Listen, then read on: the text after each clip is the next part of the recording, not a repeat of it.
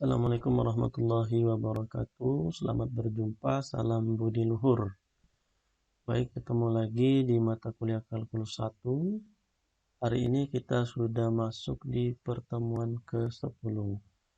Nah, kalau di pertemuan sebelumnya, kita kemarin sudah membahas mengenai fungsi, kemudian sampai ke komposisi fungsi. Pada pertemuan hari ini kita akan membahas mengenai limit fungsi dan kekontinuan, kemudian juga bagaimana cara menentukan limit. Nah, konsep limit ini sering kita temukan dalam kehidupan sehari-hari. Kalau bahasa Indonesianya itu bisa diartikan sebagai batasan tertentu. Contoh, untuk menentukan dosis obat yang bisa diminum, misalkan oleh seorang pasien. Nah, itu ada batasan tertentu yang tidak boleh dilewati. Itulah limitnya. Kemudian misalkan kecepatan suatu kendaraan. Nah, itu juga ada batasannya yang tidak boleh dilewati. Kira-kira seperti itu konsep limit. Nanti kalau di fungsi itu pada satu titik tertentu fungsi tersebut tidak terdefinisi. Tapi untuk nilai-nilai hanya yang mendekati itu nilai fungsinya itu bisa didefinisikan. Nah, itulah limit dari fungsi itu di suatu titik. Oke.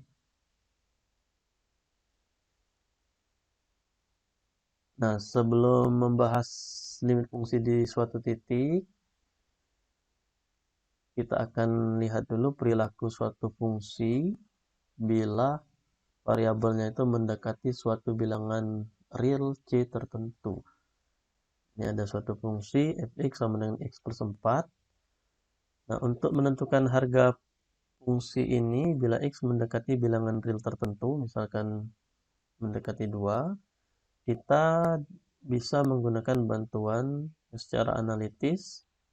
Kita gunakan perhitungan tabel seperti ini. Nah, jadi nanti tadi konsep limit itu adalah tidak pas pada nilai tersebut, tapi hanya mendekati saja. Nah, ini kita lihat perilaku fungsi ini.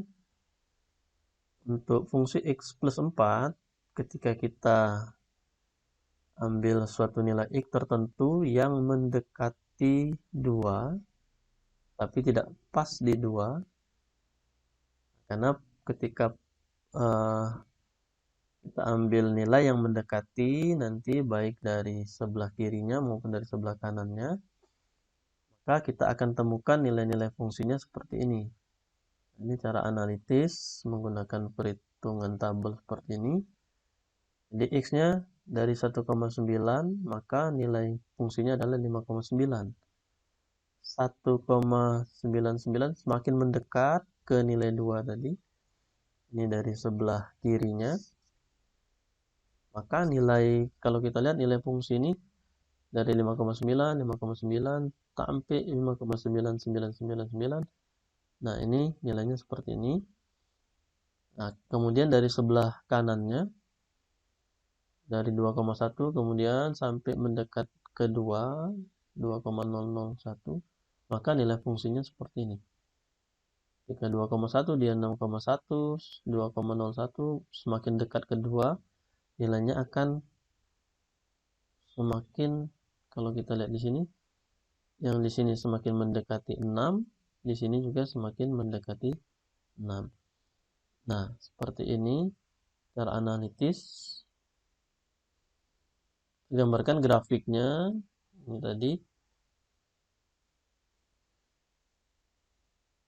Ini dari sebelah kirinya, kemudian dari sebelah kanannya seperti ini. Maka nilai dari fungsi x plus 4 tadi itu semakin mendekat ke nilai 6 ini.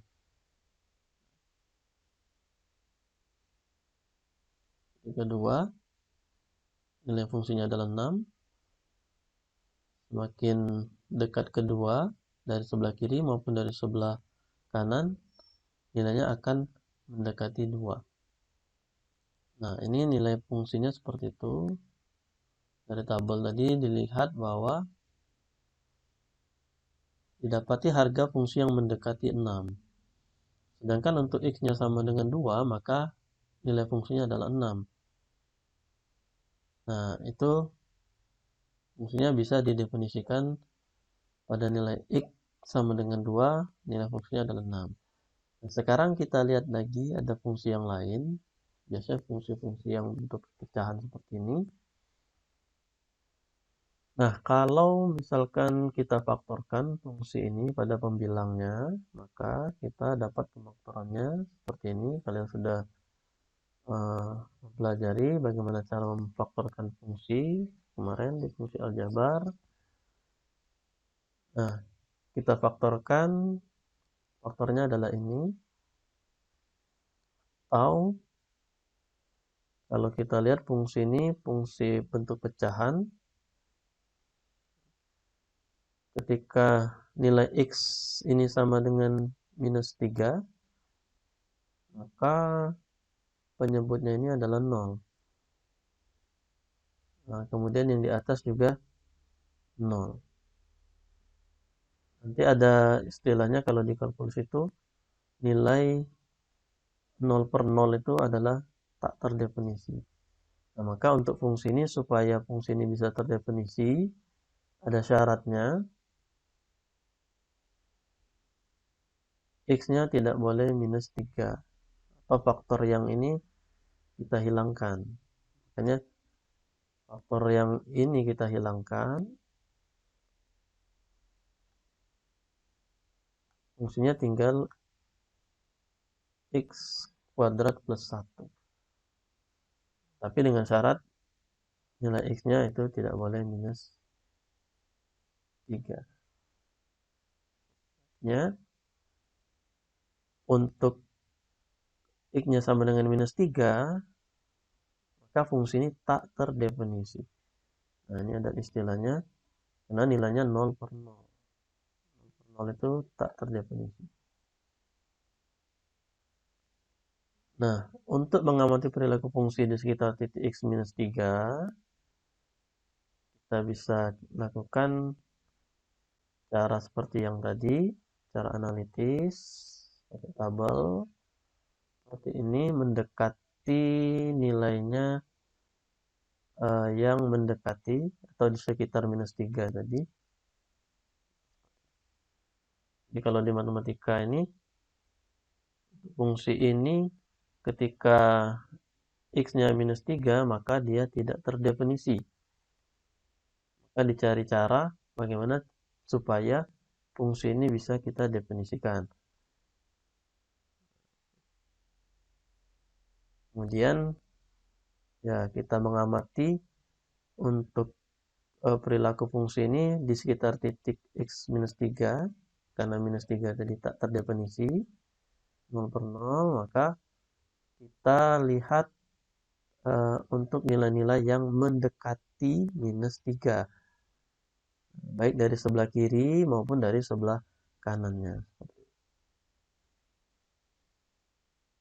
Nah, dari tabel ini terlihat bahwa ini kalau kita gambarkan grafik, kira-kira seperti ini.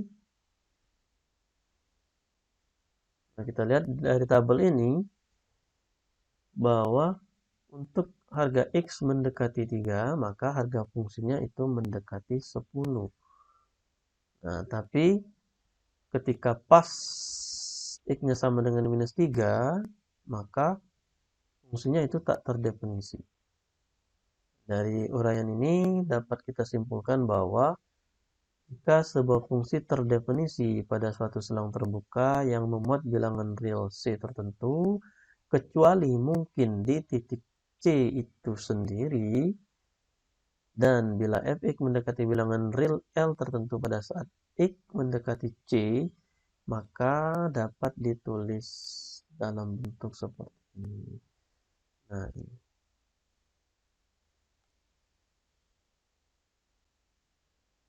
Nah, ini kita baca limit fx adalah L bila x mendekati C, atau fx mendekati L bila x mendekati C.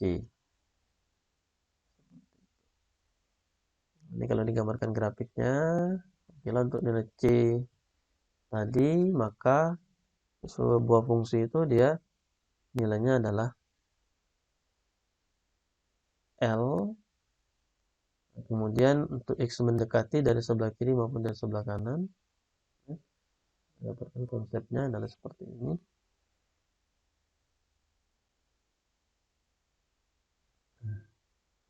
Dapat didefinisikan, jadi untuk limit x mendekati C dari sebuah fungsi fx itu sama dengan L. Ketentuan nilainya adalah seperti ini. Nah, itu merupakan konsep dari limit secara matematis.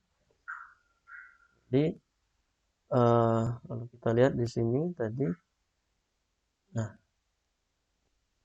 artinya limit ini adalah nilai yang hanya mendekati saja.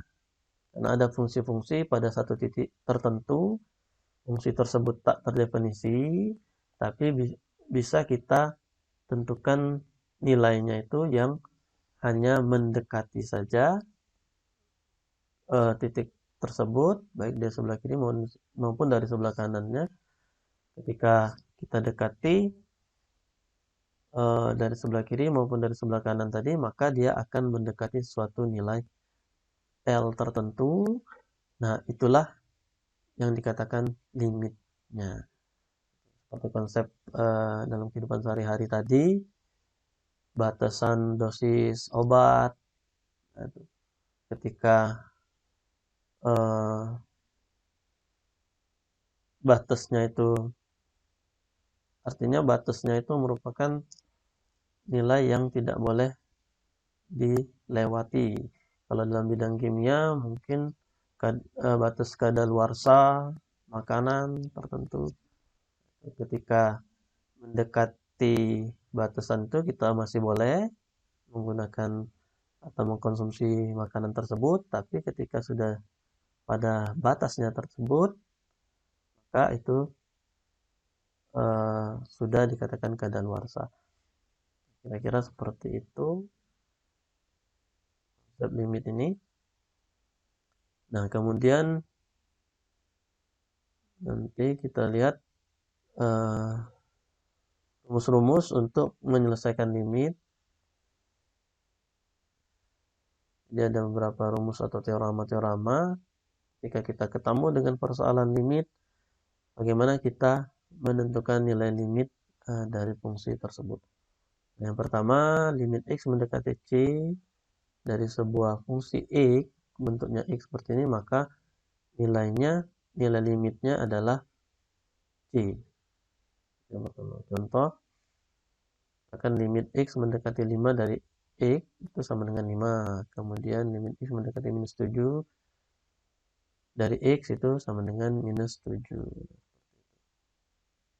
Ini untuk menentukan limit kita menggunakan beberapa teorema-teorema ini.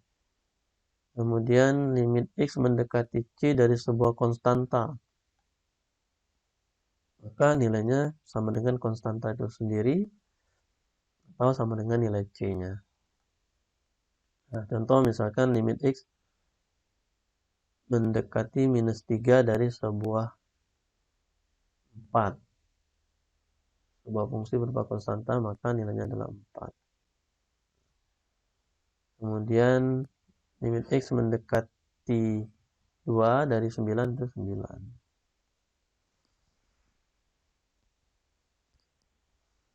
Kemudian penjumlahan limit. Dua fungsi yang dijumlahkan, bagaimana limitnya, itu sama saja dengan limit masing-masing fungsi, kemudian kita jumlahkan. Contoh, misalkan limit x mendekati 5 dari x plus 6. Sesuai dengan teorema, kita cari limit x mendekati 5 dari x, kemudian limit x mendekati 5 dari 6. Ini 5, kemudian 6, hasilnya 11. Kemudian pengurangan fungsi. mirip dengan yang penjumlahan. Limit masing-masing fungsinya kemudian kita kurangkan. Nah, contoh seperti ini. Limit X mendekati 5 dari 7 min E, maka tentukan limit dari X mendekati 5 dari 7, kemudian limit X mendekati 5 dari X. Hasilnya adalah 2. Kemudian perkalian. Ini sama. Kita cari masing-masing fungsinya, limit masing-masing fungsinya. Nah, kemudian nilainya baru kita kalikan. Hasil masing-masing fungsi kita kalikan. Nah, sebenarnya konsep awal umum untuk menentukan limit sebuah fungsi itu kita substitusi. Substitusi langsung seperti ini. Kalau dia nilai yang terdefinisi, maka itulah nilai limitnya. Tapi kalau dia menghasilkan nilai yang tak terdefinisi, maka nanti kita gunakan cara-cara lain untuk menentukan nilai limitnya. Untuk pembagian juga sama. Kita tentukan limit masing-masing pembilang penyebutnya. Ini cara mati-lamanya. Kemudian fungsi yang berbentuk seperti ini ada koefisien di depan, maka koefisiennya bisa kita pindahkan ke depan seperti ini. Contoh misalkan 9x, maka 9-nya bisa kita pindahkan ke depan. Baru kita tentukan limit untuk x-nya. Contohnya 3 ini bisa kita pindahkan ke depan.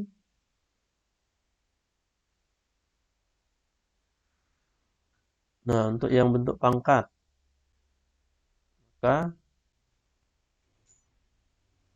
kalau dia bentuknya pangkat seperti ini, maka kita tentukan limit dari fungsinya, kemudian kita pangkatkan. Kemudian ada limit sepihak, limit kiri, dan limit kanan. Nah, jadi kalau suatu fungsi itu punya limit kiri, kemudian punya limit kanannya, nilainya.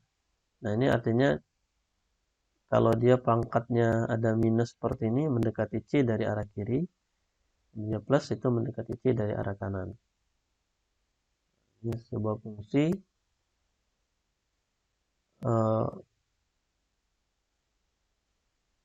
fungsi f(x) 1 min 2x jika x-nya lebih kecil dari minus 2, kemudian x plus 7 jika x-nya lebih besar daripada minus 2. Tentukan limit f(x) x mendekati minus 2, itu jika ada. Nah, untuk menyelesaikan limit ini, maka kita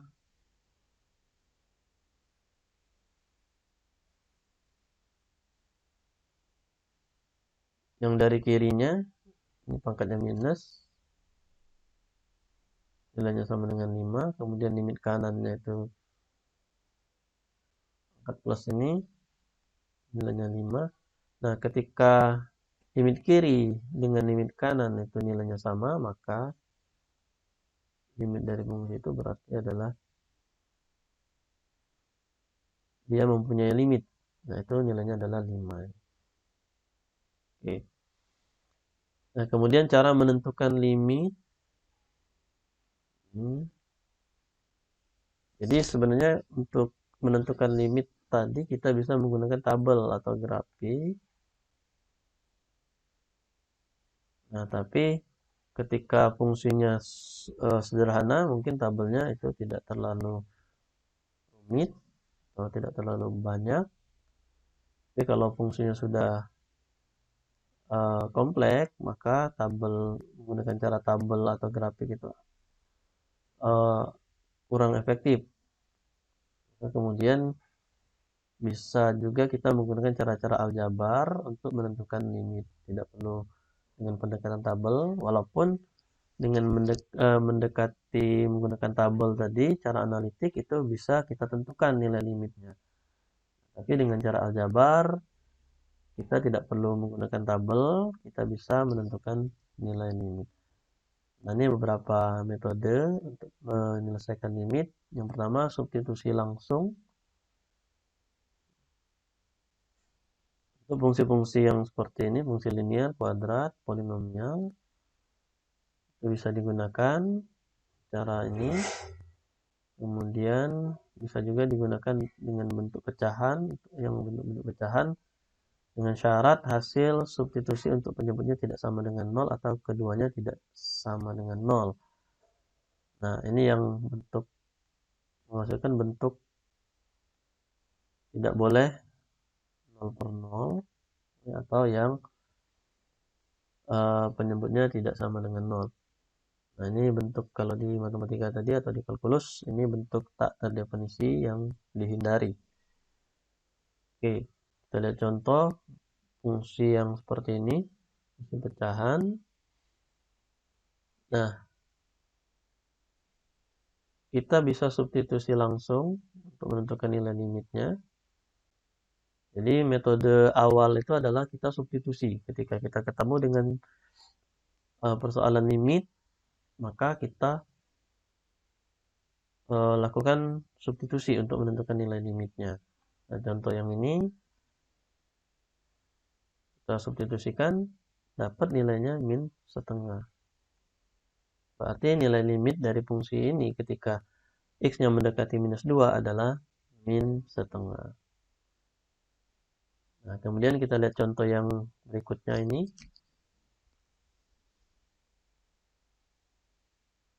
Ini langkah awal kita substitusi. Nah, ketika kita substitusi, didapatlah nilai 0 per 0. Nah, ini tak terdefinisi.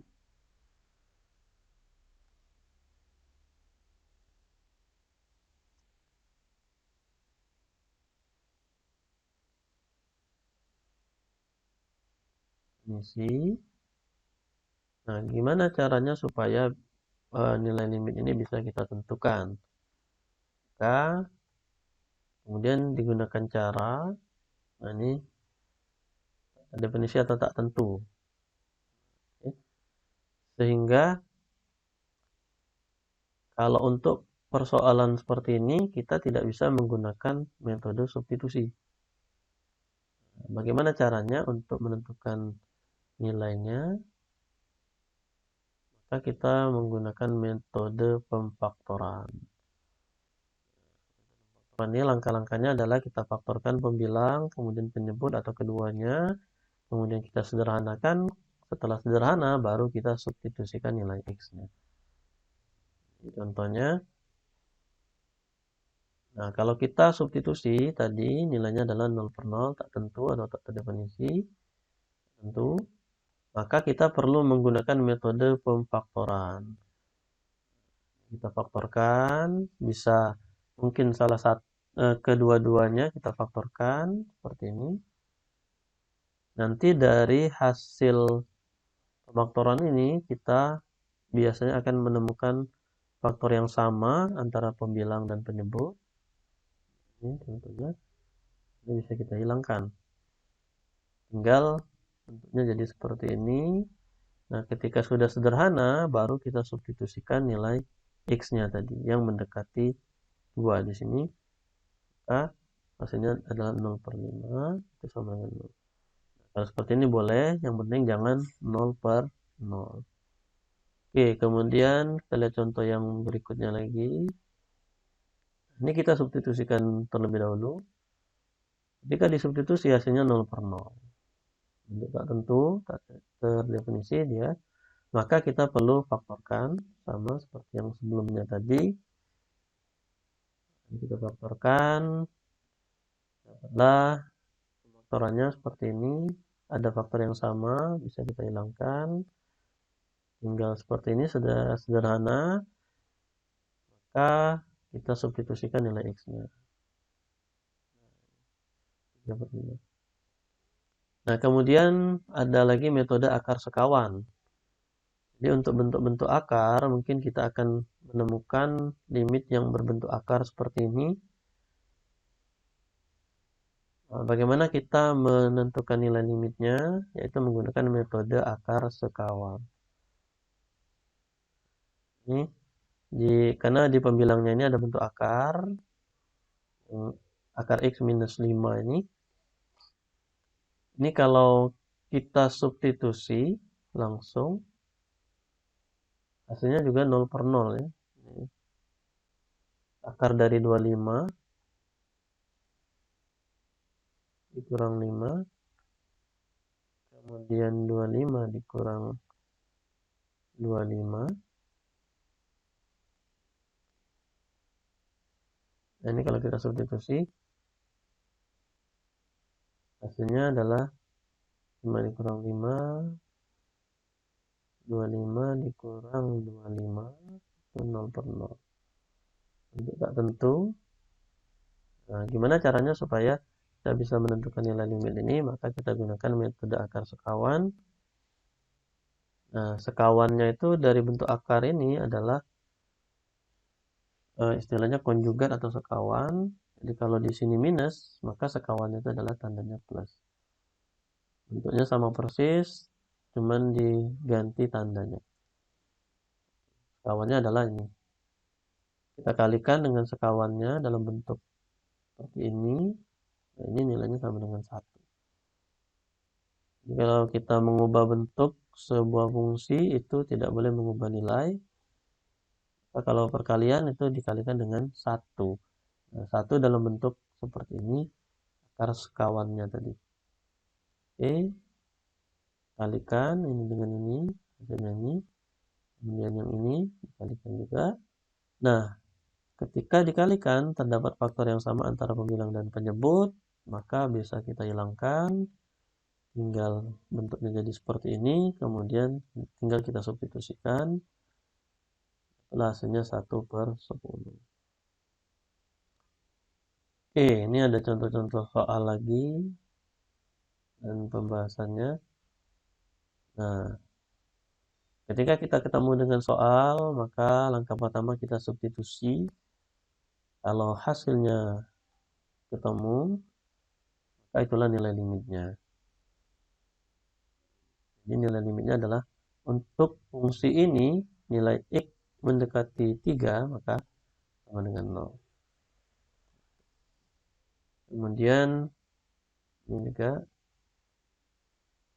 Nah, untuk yang contoh ini, ketika X mendekati 3, maka nilainya 0 per 0. Ini konsep seperti ini adalah limit. Tadi dia tidak terdefinisi atau nilainya tak tentu pada satu titik tertentu. Maka gimana caranya kita menentukan nilai yang mendekati. Nah, itulah limitnya. Nah, caranya kita faktorkan. Ketemu faktor yang sama, kita sederhanakan. Setelah sederhana, kita substitusikan. Minus 1. Ini contoh yang lain, bentuk akar. Kita substitusi hasilnya 0 per 0. Maka kita gunakan akar sekawan. Kalikan dengan akar sekawannya. Kemudian, nah ini untuk mengalihkan ini seperti perkalian polinomial. Bisa pakai metode distributif. Atau kalau ada cara lain pakai bentuk tabel bisa juga ya. Oke, ini setelah dikalikan kemudian kita sederhanakan 4x dikurang x tinggal 3x. Kemudian yang ini kita faktorkan lagi di bawah. Yang ini juga kita faktorkan, ketemu lagi faktor yang sama di sini. Kemudian setelah sederhana seperti ini, maka kita substitusikan nilai 1 tadi ke x-nya. Dapatlah hasilnya 3 per 8. Nah, seperti itu. Nah, ini contoh yang lain. Dan juga ketika kita substitusi hasilnya 0 per 0, tentu maka kita faktorkan. Kan seperti ini.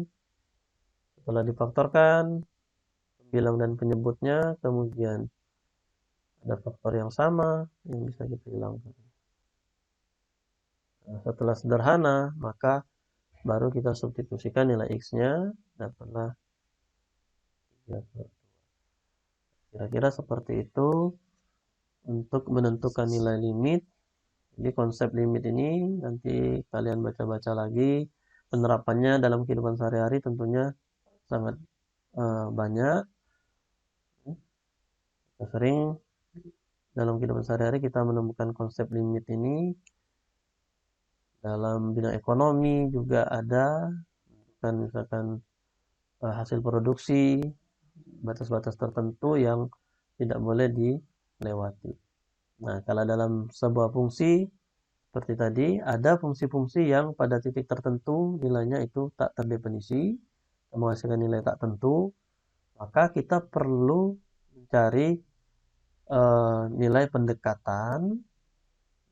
Jadi pada titik tertentu dia tak terdefinisi, tapi ketika mendekati itu kita bisa tentukan nilai fungsi itu. Nah, itulah yang dikatakan sebagai limit dari sebuah fungsi. Jadi hanya mendekati saja, tapi tidak pas pada titik tersebut. Nilainya bisa kita tentukan. Oke, ini untuk materi hari ini. Nanti masih kita lanjutkan limit itu yang mendekati. Kalau tadi mendekati nilai bilangan real, tentu maka nanti kita akan membahas untuk limit-limit yang mendekati nilai tak tentu. Baik, untuk pertemuan hari ini kita cukupkan. Ucapkan wassalamualaikum warahmatullahi wabarakatuh.